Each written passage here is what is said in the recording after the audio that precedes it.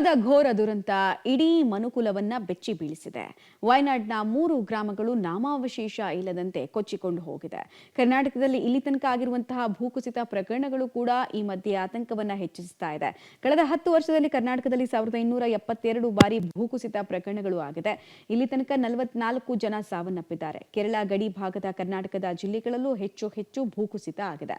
2009ರಿಂದ 21ರವರೆಗೂ 1272 ಪ್ರಕರಣಗಳು ಈ ರೀತಿಯಾಗಿ ರಿಪೋರ್ಟ್ ಆಗಿದೆ. ಹಾಗಾದ್ರೆ ಎಲ್ಲೆಲ್ಲಿ ಹೇಗಿದೆ ಪರಿಸ್ಥಿತಿ ಅನ್ನೋದರ ಡೀಟೇಲ್ಸ್ 2009ರಿಂದ 21ರವರೆಗಿನ ಡೇಟಾ.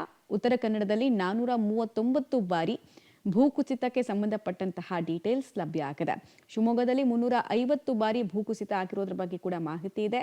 ಇಷ್ಟು ಮಾತ್ರ ಅಲ್ಲ, ಶಿವಮೊಗ್ಗದಲ್ಲಿ ಎಷ್ಟು ಅನ್ನೋ ಡೀಟೇಲ್ಸ್ನ ಪಕ್ಕದಲ್ಲಿ ಇಟ್ಟು ನೋಡೋದಾದ್ರೆ ಚಿಕ್ಕಮಗಳೂರು 193 ಬಾರಿ ಭೂಕುಸಿತಕ್ಕೆ ಒಳಪಟ್ಟಿರುವಂತಹ ಪ್ರದೇಶವಾಗಿ ಮಾರ್ಪಟ್ಟಿದೆ. ಉಡುಪಿಯಲ್ಲಿ 99 ಸಲ ಈ ರೀತಿ ಪ್ರಾಬ್ಲಮ್ ಆಗಿದ್ರೆ, ದಕ್ಷಿಣ ಕನ್ನಡದಲ್ಲಿ 82 ಬಾರಿ ಗುಡ್ಡ ಜರಿದಿರೋದ್ರ ಬಗ್ಗೆ ಮಾಹಿತಿ ಸಿಗ್ತಾ ಇದೆ. ಕೊಡಗಲ್ಲಿ 79 ಬಾರಿ ಭೂಕುಸಿತವಾಗಿದ್ರೆ, ಹಾಸನದಲ್ಲಿ 18 ಬಾರಿ ಭೂಮಿ ಕುಸಿದಿದೆ.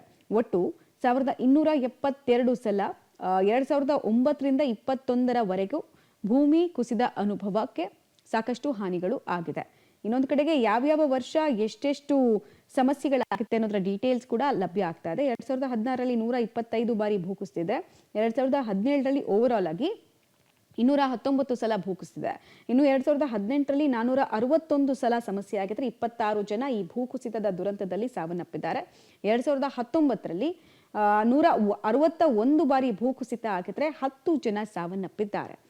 ಇದು 2019ಕ್ಕೆ ಸಂಬಂಧಪಟ್ಟಂತಹ ಡೀಟೇಲ್ಸು. ಇನ್ನು 2020ರಲ್ಲಿ 264 ಜನ ಭಾರೀ ಭೂಕುಸಿತಕ್ಕೆ ಸಮಸ್ಯೆಯನ್ನು ಅನುಭವಿಸಿದ್ರೆ 7 ಜನ ಪ್ರಾಣ ಕಳ್ಕೊಂಡಿದ್ದಾರೆ.